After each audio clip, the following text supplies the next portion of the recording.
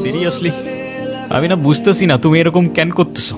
আচ্ছা তুমি আমাকে বলো, বিএসসির জন্য আমার কানাডাতে স্কলারশিপ সহ সব কিছু রেডি ছিল। তুমি বললে এখন গেলে নাকি আমি তোমাকে হারাবো, তোমাকে অন্য কোনো ছেলের সাথে বিয়ে দিয়ে দিবে। ওকে ফাইন, আমি সব কিছু ক্যান্সেল করলাম। তারপর তুমি বললা তোমার বাবা বলছে যে বেকার কোনো ছেলের সাথে বিয়ে দিবে না।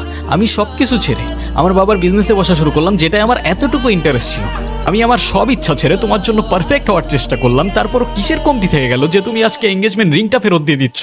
আরে আমাকে কারণটা তো বলো অ্যাটলিস্ট। কোনো কারণ নেই, আমার মনে হচ্ছে না আমাদের একসাথে থাকাটা পসিবল। সিরিয়াসলি তোমার মনে হচ্ছে না আমাদের একসাথে থাকাটা আর পসিবল? What about me?